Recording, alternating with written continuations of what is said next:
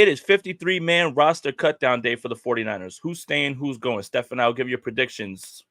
Steve Young had a lot of crazy things to say, and we'll talk about that and a lot more right after this.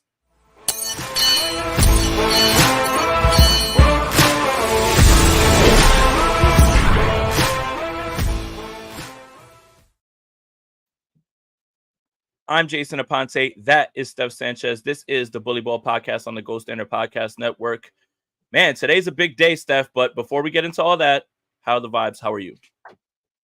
The vibes are good on my end. If you guys see this pimple under my nose, it's a paid actor. Ignore it, please. Paid actor's but crazy. besides that, I'm doing great. And yeah, this is a big day to kind of seeing what this team is really going to be looking like this year. So let's get into it. Yeah, and we'll talk about our 53-man roster predictions. Obviously, there's some things that have come out, but that'll be towards the end of the show. But I did want to read the super chat that is there because we already have our first wave of cuts, I think, and our first little bit of talking about who's going to be here. The Big 25, thank you for the donation. Such BS that Tanner Mordecai got cut instead of Allen, afraid he'll get claimed by someone else before being placed on practice squad. Why does Kyle like Allen so much? And I think this is a good place to start, even though we're not going to get into the 53-man roster thing. It's like a lot of my predictions aren't necessarily what I would do. It's what I think they're going to do. You've got to put yourself in Kyle's mind, right? Like it's not, for me, and, I like to make this joke. If I was a general manager and I was stacking a team, I would just have all the best players in the world, and I would simply never lose a game. I would score touchdowns on every single play. Really, like you just simplify it. But this one is he just likes his mind and the fact that he can be reliable if he's ever put into a pinch. And I think they value that more than they do whatever they think the upside of Tanner Mordecai is. What do you think, Steph? I would ask this question. Why does Kyle like Allen so much? Why do fans like Tanner Mordecai so much? Like, I get that, like, dude, he was an undrafted free agent. And I spoke about this on my show yesterday. I was like, dude, I feel like since the emergence of Brock Purdy, everyone is so obsessed with finding the next Brock Purdy, including 49er fans. We still have Brock Purdy on this team. He is your franchise quarterback. Who cares about Tanner Mordecai? Quite frankly, who cares about Dobbs and Brandon Allen? Whoa. I don't even care about the backup anymore. Like, because again, we've been conditioned to think like the 49ers need to have the best backup in the league because our quarterback is going to get hurt this year. No. You have your guy. I think the 49ers have good options for their backup quarterback. Beyond that, it's not important. So right. I don't see the uproar about Tanner Mordecai getting cut. He is going to end up on the practice squad because, Jay, did you see all the other quarterbacks who have gotten cut so far? I mean, hey, CJ Beathard's out there. Who knows? Who knows? Maybe we can see a reunion there. I don't know. But I'm just saying, I'm sure the fact that the 49ers kind of seeing the lay of the land, they're seeing other teams cut their quarterbacks, are probably like, okay, we feel good about cutting Mordecai, and we feel confident that he's going to be able to come back to our practice squad. And by the way, that's probably a reason that where's El Manning? That's probably the reason that the 49ers wait so long to announce their 53 cuts too, because I think they try to survey the rest of the league and kind of see what they're doing to see, I guess, who has a better chance of making it to their practice squad. Yeah, and again, most people, most teams don't care about their backup quarterback because the idea is to not get your quarterback hurt. And any backup quarterback is unlikely. All right. I can't wait for everybody to just be like, Nick Foles. All right. 1. Tom Brady. Oh, okay. You mean the GOAT. 2. For the most part, backups are backups and they shouldn't be playing regardless. So backup quarterback is something that 49er fans obsess over because of the PTSD that they have with quarterbacks. Ideally, you don't want your backup playing ever at all. Not one snap. You want your starting quarterback to play every single snap. And you also don't want to know these names on the back end because for the most part, you're not going to feel good about it.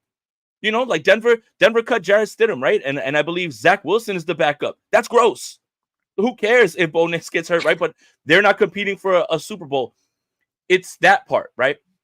Any team that loses their quarterback is likely done. Kansas City loses Patrick Mahomes. Carson Wentz is not going to save them. So for the most part, backup quarterbacks just are who they are. But as usual, we have to put an emphasis on that because of the history with the 49ers. Speaking of history, perfect segue. Steve Young is a pretty good quarterback, right? I would say, good. like, pretty good. Yeah. Yeah, I think he's pretty good. Steve Young goes on the Tolbert and Copes show. Copes is funny too, like the name, like Cope. On KMBR yesterday, because they have a Steve Young hour. And Steve Young is giving off heavy Clint Eastwood, Gran Torino, get off my lawn vibes with these takes. Boomer vibes, dare I say? Brandon Ayuk isn't safe. Trent Williams is not safe. Brandon Ayuk's agent isn't safe. He's even catching them. But let's get into some of these clips. Rob's got him up. Nick Bosa was going to set the market. Trent's going to set the market. You kind of get it in a way. It's a bummer. Like, I wish that Trent would have done this earlier, or the 49ers, and I get all that. But Brandon, because of his youth and because he's not going to set the market, yet wants to set the market, says, I want to be traded. And then goes through this, I don't know how to put it, but it was like, bro, like, if you want to tear up the contract and do something big, then you might want to pick, you might want to go the 5th year and go prove it out, like, to make sure that everybody's on board with you setting the market. Or if you're going to ask to be traded, then when they make a trade that works for them, you got to say you're up for it. You don't say, oh, no, that doesn't work for me. Because then it was like, well, what do you want? And so there's been the back and forth that's been very, I don't know. They can get it mended. It's not like they're like broken relationships, but it's stretched. It's strained. And I think at the end of the day, Brandon's now sitting in front of a contract that's probably 49ers have stretched as much as they possibly can. They don't want to set the market. They don't want to do it. They don't think it's the time. Well, first of all, this is very much shit or get off the pot is what Steve Young is talking about, right? Because you have the contract in front of you. You don't want to sign it. You've had trades in places and you don't want to go. And he's even saying, like, well, then if you really want to prove it, then bet on yourself and go one more time. But when Steve has 2 of these comments that start with bro, like, he's fed up. He's like, never heard him say bro before. He says it twice. When we get to the Trent Williams clip, you're going to hear it. He's like, bro, you want to tear up the I'm like, okay, Steve, let's settle down, my friend. Like, no one has really, like, done anything to you. Everything's going to be fine. But my goodness, man, he was like, you could hear it in his voice that he's over the situation. I think that's a lot of 49er fans' sentiment at this point, especially on August 27th. Oh, we've been over it, and I'm over it to the point where I'm not even angry about it anymore. It's I don't just care like, anymore. dude, can we? It's like, I don't even care, man. Care. Like, let's just, like, at this point, it's August 27th, right? Like, I'm ready for the 49ers to go into the season without Brandon Ayuk and Trent Williams in week 1. I hate that. I hate it, but, like, I am emotionally, mentally preparing myself for that to be the outcome. So yeah, I mean, I think Steve, he hit it on the head. It did give some boomer vibes a little bit, but I don't think he said anything that wasn't true, right? No. Like, I agree with everything that he had to say, and I think he was trying to put it, in a way that didn't come off too boomer, I guess, or all these fans that are on Twitter nowadays. But just you wait, though, Steph. We got more clips. Just you wait. Oh, shoot. Okay. Yeah. I told Jay and I told Rob I hadn't listened to these clips yet. I know these were from yesterday, but I haven't heard them. So let's see what he has to say about Trent. Yeah, if Rob's got the Trent one, it's good. Sorry, I have to pop in to play this one, but I do have it. So this is Steve Young from KMBR on Trent Williams. The window never closes, and it's not going to close on us, but it'll narrow. It'll narrow significantly next year. So if the window's open as it's going to be for some time right now, everybody needs to be on board. And that's why Trent, I understand. You're the best tackle in the game. I get it. No one doesn't say it to you. No one doesn't appreciate it. Is this when did he get his contract? 18 months ago? When was that? Yeah, this was like the last year of his so like portion. You've set the market. I think he set the market, and I think Jed and everybody's willing to do that because he's the best tackle in the league. And then now you're going to come back and say, no, I want to set it again because there's another $8 million collectively that I can go get, and I'm on my last contract, and I'm getting old. It's like, bro, again. Get done here. And that, look, it doesn't mean that Jed should keep that money. Doesn't mean that, like, I get it. It's all contextual to your original question. And so I think that the noise that Trent has made, which luckily Brandon's covered him a little bit, I don't know. When you're the best in the league, you've been here for a while, you're older, you're more mature. There's a way to do this that doesn't. Now we're still here, and I don't. Yeah. So look, Brandon's caused his own grief in some ways. I'm sure the 49ers own their part of it, but Trent's, created some grief as well. Ooh, that is very much old man yelling at the cloud vibes. Yeah, like it's like he's blaming Trent for like wanting more money.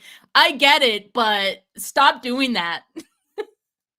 And why he keeps talking about setting the market too for Brandon Ayuk. Brandon Ayuk doesn't even want to reset the market. So yeah. I don't even know what that's about. Trent, I think, look, I understand it from Trent's standpoint because he is still the best left tackle tackle in general in all of football. And there weren't guarantees left on his deal. And he's much older now. So I'm sure, like, I hate putting this out into the world, but I'm sure there's been the word retirement like thrown out there. Like, if I don't get this money, like, I could just retire like that. And that's part of the leverage that Trent Williams has, aside from the fact that he's the best at his position. So I think, hey, this is where agents are for, right? They tell you what your leverage is, and Trent has the leverage here to ask for what he wants at this point. We've heard the report from Jeremy Fowler yesterday that he's willing to take this into the regular season, miss games if he needs to. So in my opinion, I think Steve Young should be mad at the 49ers for not having this done yet. What is taking so long? How about that energy? He does have it a little bit at the end as well, too, in which in the interview he says, the negotiation tactic is we're not going to give you anything more than this. And he was like, at this point, it's who's offering it. And I think that's kind of his like veiled shot at like Jed and Parag and how this is working out. My God. Hey, it doesn't stop there. I mean, Brandon Ayuk's agent's not even safe from him. And Rob, if you don't have the quote, because I wrote about it last night, it's actually a really good quote. The agent has to be able to figure out a way to bring that player to see the values other than the dollars, to see the context that there's a lot of great players out there that are playing with brutal teams that have no chance to see the full measure of who they can be as a player. And that's not you.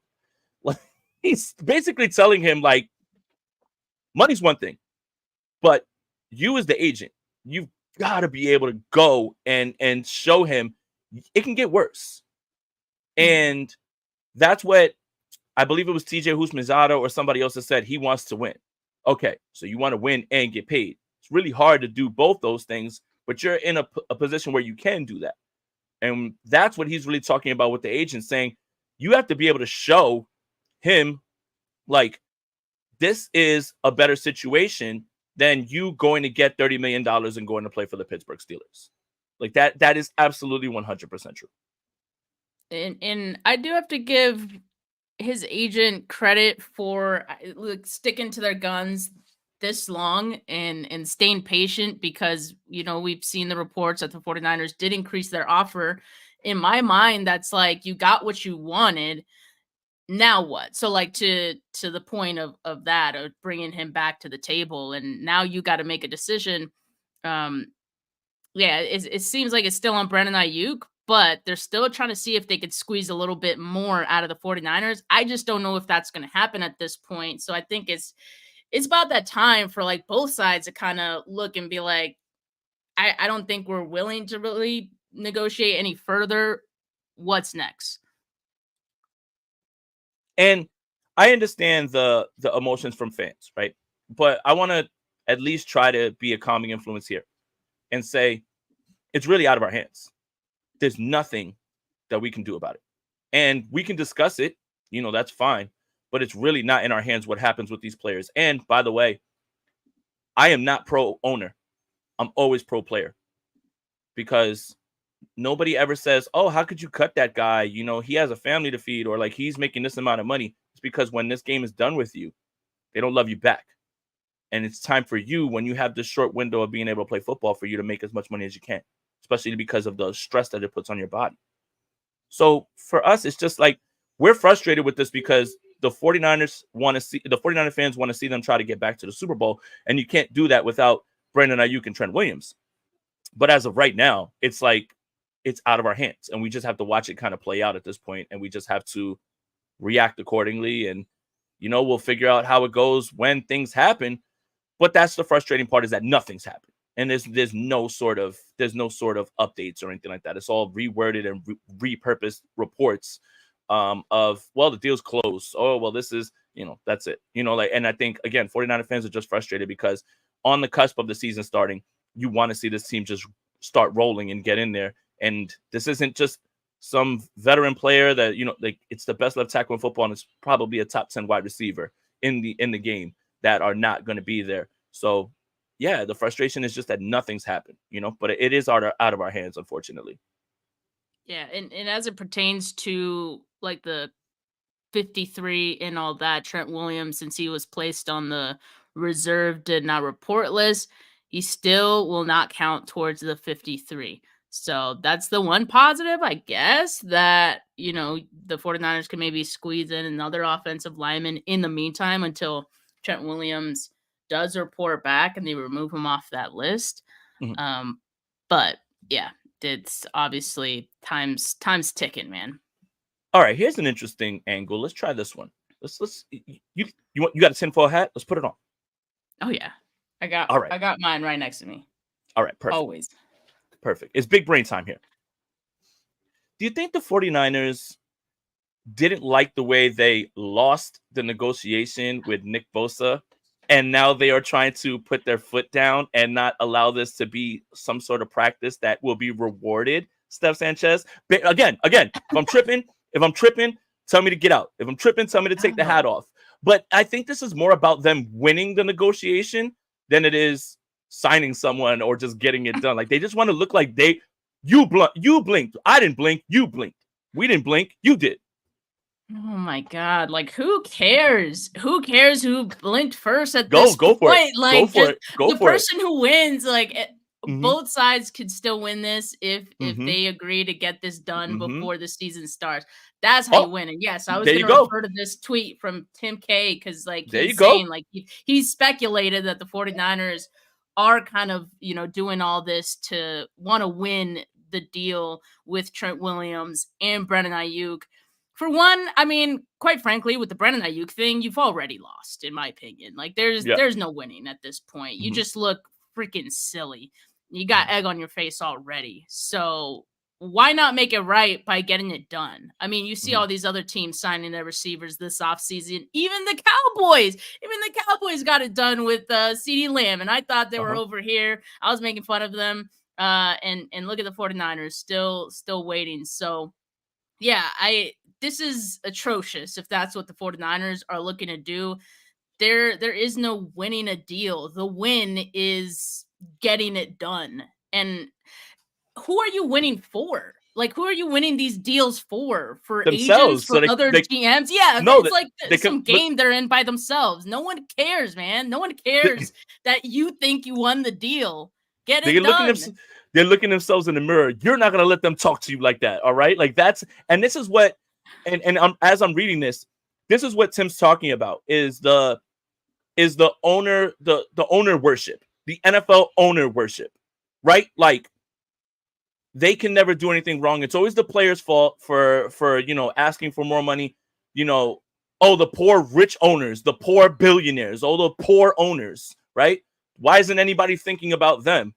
But it does seem like the 49ers are like, hey, man, we kind of took an L over here. We want to prove something right now that this isn't a precedent that we're going to set with other people that are going to start asking for contracts. So, hey, look, it's an interesting conversation. Tim K, I love that he said, I've speculated. I've speculated. Yeah, he said, I've speculated. This isn't something that he's saying, I've heard, I know. He's speculating. That's it. That's all we're doing.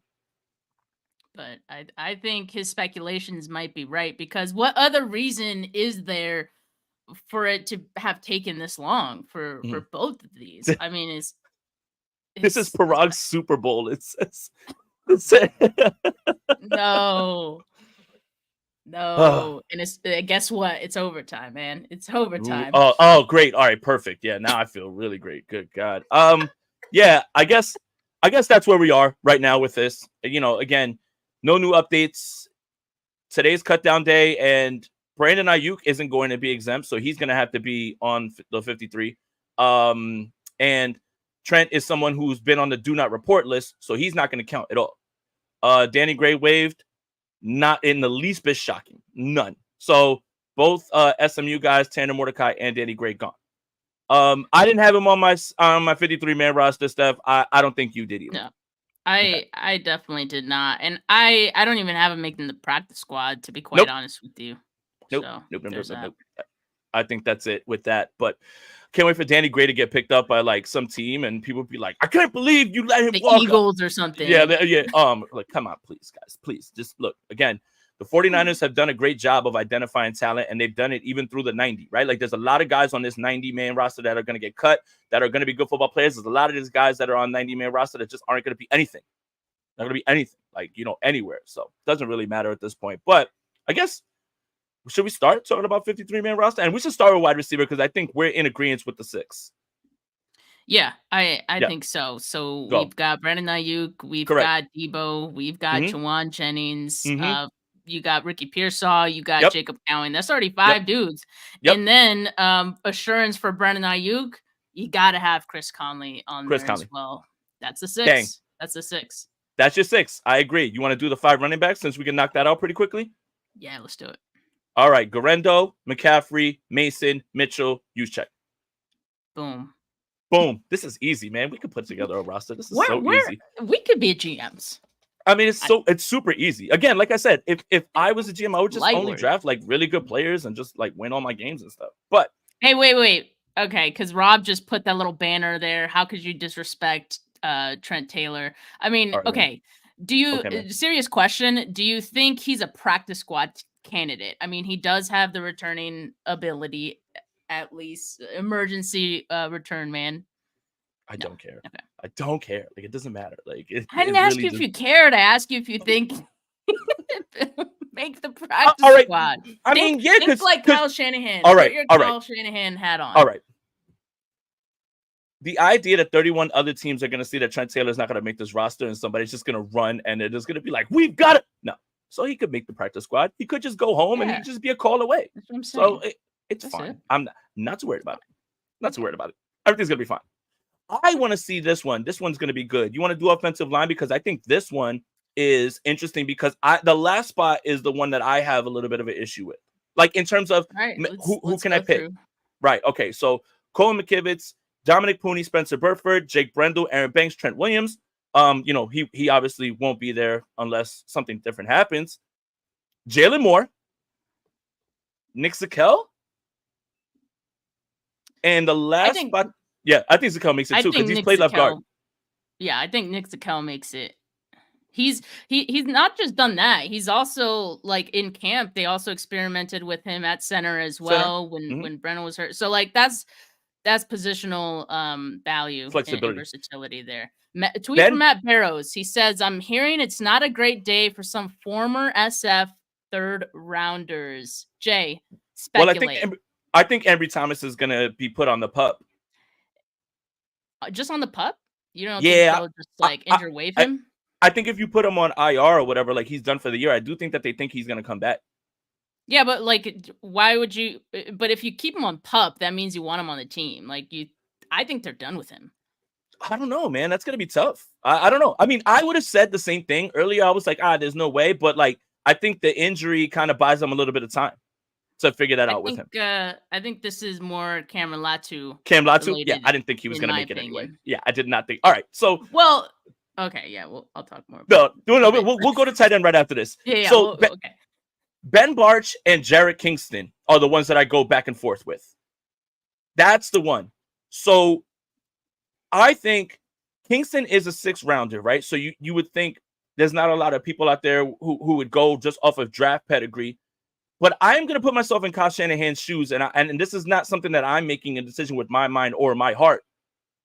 I think Ben Barch puts Jarrett Kingston on the practice squad because Ben Barch has played football in the NFL, and like he's going to trust him over the kid that we all want to see with upside. That's not what I would do, but I think that's what Kyle Shanahan's going to do. And Ben Barch has been throughout camp. He had been playing ahead of Jared Kingston, of course, although he was hurt for much of camp. So I don't know if that plays into their decision at all as well. But I'm with you. I mean, this kind of is like the ill Manning discussion. I'm not saying that Jarrett Kingston is going to be a nobody, right? But I think the 49ers are comfortable letting go of a 6th, 7th round UDFA guy in the hopes that he'll most likely clear waivers. Although, like for offensive linemen, because it's tough out there to find good offensive linemen. I thought Jared Kingston had a pretty solid offseason. I think for another team, it's certainly worth rolling the dice to pick him up. So it would not shock me if he did get picked up. But to your point, I do think that Ben Barch probably has the edge over Jared Kingston right now. And I think Hubbard's going to make the practice squad, and I don't think anybody's going to really go to him, anything like that. Like, I think he'll be able to just be over there as well, too. Yeah. Tight end, I never had Cameron Latu making his team. Never once. Me either. Me either. So, but Jay, did you see, like, within the last week, Matt Mayoko, like 2 separate times, once like in good a tweet week, and, right? and Good another on his pod was like, oh, like Cam Latu's looking way better. I think he's like giving himself a lot of favors here, possibly making he this played roster. Well down the stretch. That scared me because I'm like, man, if Mayoko's saying this, like, is he kind of echoing what the 49ers are thinking? I hope not. But yeah, I don't think Cam Latu should make this roster if you're trying to have the best 53 players on it. I think George Kittle makes this roster.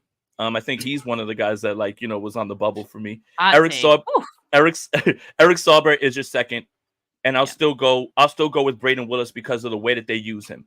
And he's had some issues blocking. I could see that, but if you notice, they keep putting him in the Kyle Juszczyk spot, and they keep wanting to groom him for that. That's far more important than whatever it is that you think. I think they really believe that he could be that guy. I would say that, and I think Logan Thomas might be a practice squad guy that they'll just have hanging around just in case if something, God forbid, happens to any of the tight ends.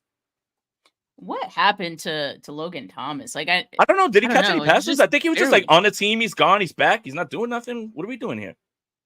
It was very weird because, like, yeah, they had cut him. I assume that was because he wasn't looking that great. I don't know. But yeah, practice squad makes sense for Logan Thomas. Braden Willis, I'm fine with. Yes, I was seeing like they were really trying to feed him and give him those reps. Wasn't always like a perfect result, obviously, with Braden Willis, but I'm fine. Like if they believe that, he can grow into that role, that's fine. I like Jake Tonges too, or Tonges. Tonges is good too, right? Yeah, he's good. So I wouldn't even be pissed if Tonjes made it over Braden Willis, but I think they probably feel that Tonjes will be there after cuts, so he could probably make it to the practice squad too.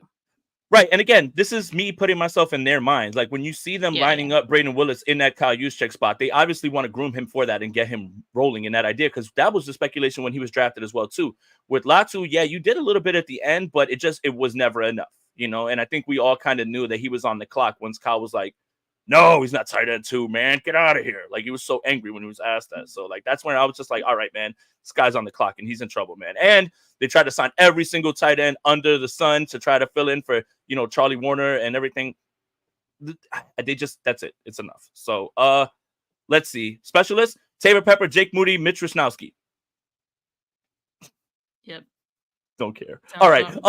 Don't care. Defensive line. This one's going to be interesting. So, Leonard Floyd, Malik Collins, Hargrave Bosa, Gross Models, Jordan Elliott, and then 3 more spots. Robert Beal, I have Alex Barrett, and I think Kevin Gibbons with T.Y. McGill going to the practice squad. Yeah, T.Y. McGill, I like to keep on the practice squad because he's been there before. So I think you could feel comfortable that you can cut him and he's not necessarily going to go anywhere. So I think that's sound. Kalia Davis obviously going to go to IR, so that opens up a spot. But in any case, they'll keep 10 guys. So I agree. I agree with that. Okay. I think Evan Anderson should make the practice squad too. And I do like Okoye and Barrett. Man, they're all pretty. Barrett, I think Barrett has to make this team, I think, because he like is as a depth piece, like this is the Oh, Braden Willis and Cam Latu gone. Forget it. We're wrong already. Whoa. Wow. Wow. Damn. So Okay. Soibert, Soibert and Logan Thomas? Robert, I guess Logan Thomas, yeah. Wow. So with Braden Willis getting waived, obviously both of these guys are going to pass through waivers. Mhm. I'd be surprised if either of them gets picked up, to be quite honest with you. But we've seen crazier things. Willis, let's say he clears, you get him on the practice squad. Yeah, I think so. I think both of them would be a welcome, addition to that. The problem that I would have is Willis is less enticing than Latu because of where he played and his skill set, and everybody's always going to think that they can unlock him. So I think someone would be down to poach Latu. I mean, not that would make a difference for the 49ers, but I think if you're going off name value and if you're going off, what you think he can be, someone's going to jump out there and they're going to try to get Cameron Latu. So we'll see, man. I mean, unless his reputation in the NFL has just completely gone, in the shitter, like to the point where nobody wants to see him, which I doubt.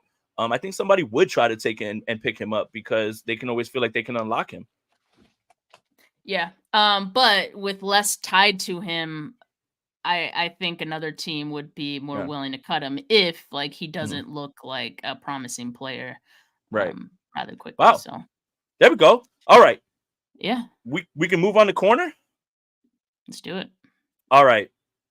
Charvarius Ward, Diamador Lenore, Isaac Yiadom, Bernardo Green, Brock Yassin, Darrell Luda Jr. Yes, I have them taking 6. I know what was it like 5 last year that they kept. I think they squeeze in an extra one for Luder because I think we've seen glimpses of what he could be, and we've seen some good things that I'd like to keep him around. Yeah. Okay. Yeah. No, and I think they like Luder. Like they really want to see what he is, right? And that interception was really good, and obviously, he missed on a tackle in the Raiders game and everything, but I think they really do like him and they want to give him a shot. So that's why it's hard for me to look at, especially with Ambry Thomas not being there. Obviously, I mean, who knows if he would have been. Let's say he was healthy. I think they have an easier decision in terms of just letting him go. Now you kind of keep Ambry Thomas and you put him on PUP and you can kind of just see what happens and it doesn't really hurt you. But yeah, I think they really like Darrell Luder and they're always going to keep their vets. Rocky Yassin's played okay, and Isaac Yiadom is somebody that they really really like. So we're gonna find out real quick how this rotation is gonna go. Do you want to do linebacker? Yeah, let's do it. So obviously we have Fred Warner. Dre Greenlaw is going to be on PUP, so he will still count to the 53, right? Okay. So Devondre Campbell, D Winters. Although D Winters has an ankle injury, and we still don't know what the diagnosis is specifically on that. Just a kind of sidebar there, but I do have him making the roster, assuming all is okay there. Flanagan Fowles, and I would say Curtis Robinson. Yep. Because I think Curtis Robinson has done enough in the preseason to really warrant that 6th spot. And Tatum Bethune and Jalen Graham being those, late round guys, I think the 49ers probably feel good enough that, they could both make it back to their practice squad. 100%. And I agree with the 5. I think the DFF thing is the special teams thing. And they like his culture fit, all of that stuff as well too. So yeah, it's gonna be those 5 in my opinion as well too. No notes, Steph. That's a good one. You nailed that one. What about safety? Jair Brown, Malik Mustafa, George Odom. Who's your 4th safety? And Hufanga is gonna be on PUP. Yeah, but so Hufanga being on PUP, he counts towards the 53, right? So it depends if they do Greenlaw and Feliciano to return. Oh, okay. I see what you're saying. So that's what that's the hard part. So yeah, I mean if they keep those 4 guys, I'm good with those 4. If Hufanga gets placed on PUP, then I would do Jalen Mahoney over Tracy Walker personally. I would do Tracy Walker actually. But I had a tough time with going back and forth with that. But something that's kind of interesting is they can keep Hufanga on the 53 and just deactivate him on game day, right? For the first 4 weeks if they feel good or whatever he's progressing, and probably use that spot for someone else. right? Like that Yeah. they want to keep around. Like, so they're going to have to do some maneuvering when it comes to that. I don't think there's any doubt that Hufanga is going to be on this roster one way or another, but they might have to do some sneaky stuff where they just have him on the roster. He's going to be injured. He's not going to practice. He's hurt. And then, you bring him up on game day. But I think I got Tracy Walker actually making the team, but it could have been it's either of them because Mahoney's played well enough where you can even make that argument. Yeah, I thought so. He looked good in camp as well. I saw like the last game, or no, it was the second preseason game. I thought Tracy Walker made a lot of negative plays, but who knows? Okay. I think we did it. I think we did it. We did it. You're welcome, guys. We got the tight end one wrong.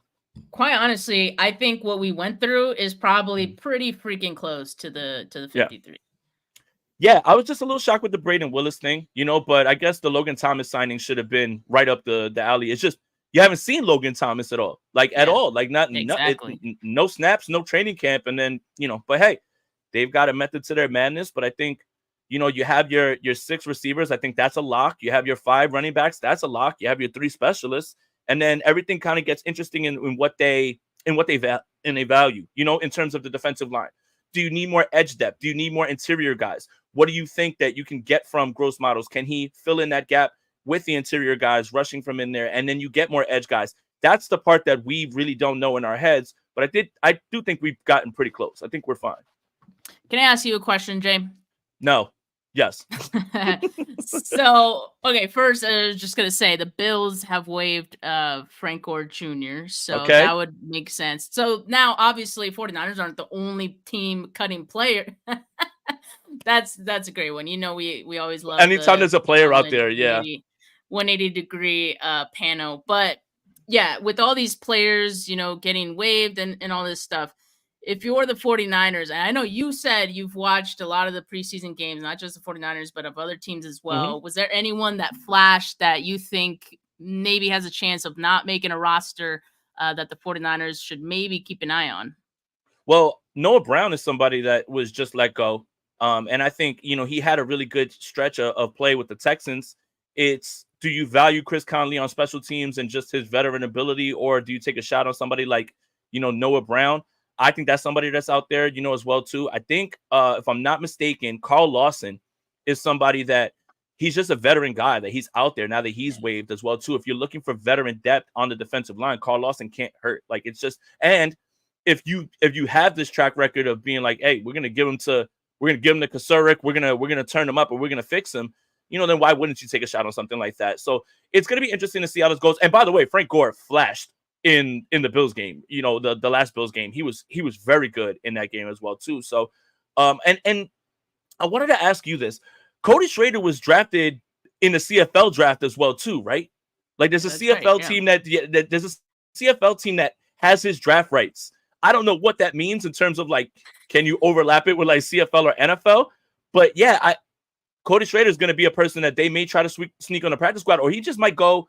He might go put up some tape for a team in the CFL and try to come back next year with it. Well, the CFL plays after the NFL season, right? So potentially he could do both, right? Like depending on when you have to report for the CFL, like I could see that happening.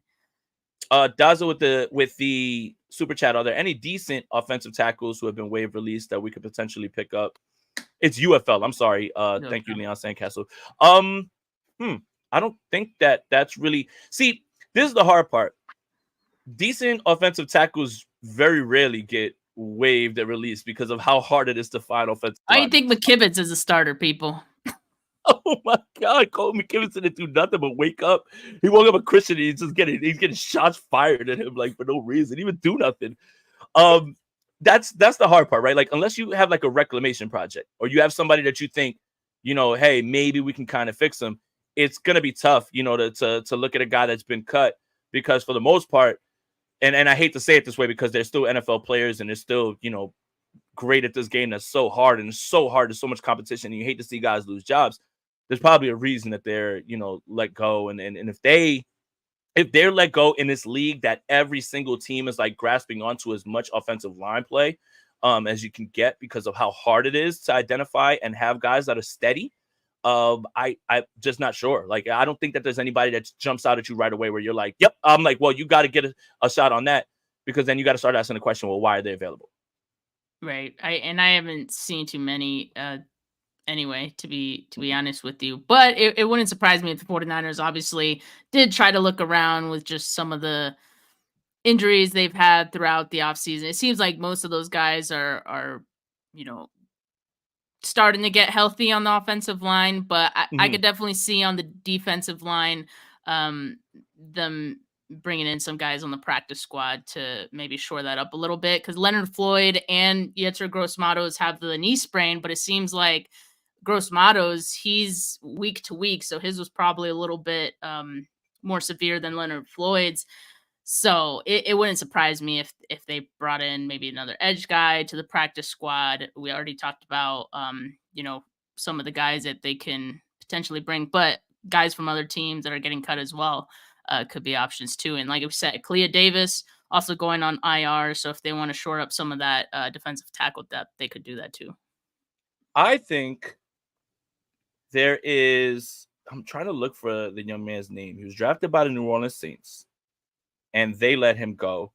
And he's an edge guy who kind of has a little bit of traits, but he hasn't really produced. I have to find his name. This is what I'm trying to do right now. And this is good podcasting, like me just trying to find his name.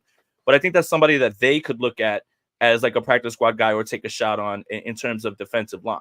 But again, what do you value? Do you value offensive line? Do you value like those type of guys or defensive line? Like it's gonna be, you know what? I'll look it up and I'll find it another time. But there's definitely going to be guys, like I said, Carl Lawson, guys like that the 49ers will probably just bring in to kind of just have there as veterans and guys who they feel like they can get, a little bit more out of.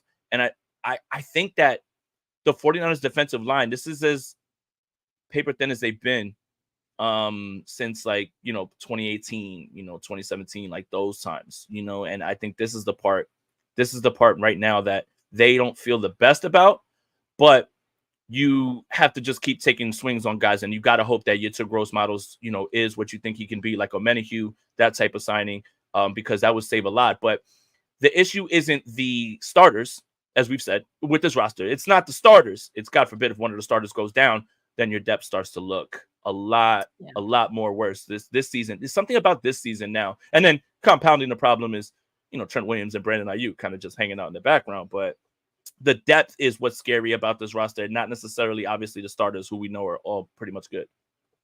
Yeah, I definitely have to agree with that, because as soon as you see like most, if not all, the starters like not there in the preseason games, like there wasn't too much happening there. So yeah, they definitely got to shore some of that up. But yeah, we'll have definitely some more updates like throughout this day about who's making it and who's not. And then tomorrow is when we find out more so who's making the practice squad. So but Jay, did you see those comments from Manti Te'o yesterday about the 49ers? Oh my God, we'll do that in a minute. My God, I have one more name. To throw out. The Commanders waived KJ Henry. He's a defensive end. Oh, and okay. Yeah. 2023 fifth round pick, and he's going to be on waivers. I think that's somebody the 49ers should absolutely kick the tires on and take a look at. That's somebody who you can, again, skill set didn't pan out right there. Boom. Do you have enough to turn him around? KJ Henry's definitely somebody I think the 49ers would look at and say, let's give him a shot. Let's see what we can do with him. But all right, whatever. Manti Te'o. Okay. I want to preface this part of it by, after I saw the Manti Te'o documentary, I really felt bad for him after, right? Of course, everyone's like, how could you, be catfish? Okay, fine. It's not that. It's more like the guy, like, seeing like the beating that he would take on social media all the time and how everybody just made him the butt of the joke. Like, it was really affecting him. So I just want to make sure I say that before I say this. Manti Te'o, you saying that the Minneapolis Miracle and the non-call PI thing is close to like what the 49ers have been doing in terms of going to the Super Bowl and going to the NFC Championship. I don't think it's the same thing. The 49ers have been perennial since like 2019. It's been like one season that they haven't, really like made a run. 2020 was like that death year. But it turned from whatever it is that you disagree that he said to oh, let's make catfish jokes about him. You know, like you can disagree with what he said, but it's just like, why are we going to the low hanging fruit here?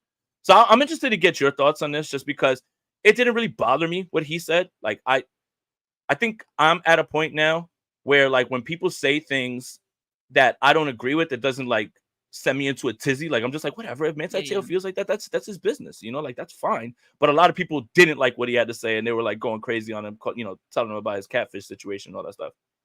If there's any like low hanging fruit That's the catfish or thing. anything that makes you like an easy punching bag, Mm-hmm. and you say anything that someone disagrees with, every single time, like people will turn to that to personally attack you. And yeah, I'm not gonna go that far.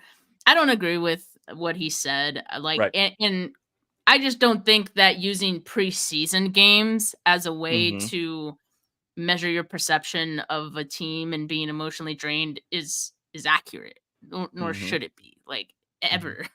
So they could be emotionally drained, but it's not because of 2 preseason games you watched. Like, that's a bunch of other things going on, but it's not because of preseason. And I didn't even think the 49ers looked that bad in the preseason. Only like the first preseason game looked, you know, kind of bad with the missing tackles and stuff like that, but it's a bunch of guys who aren't going to make the roster or aren't going to be playing that many snaps. So that's why we don't use preseason to judge a team like that. We're judging individual players and individual player performances. But yeah, I don't agree with what he said, but I also don't agree with people like, you know, coming at him sideways like that. Like Diamador Lenore.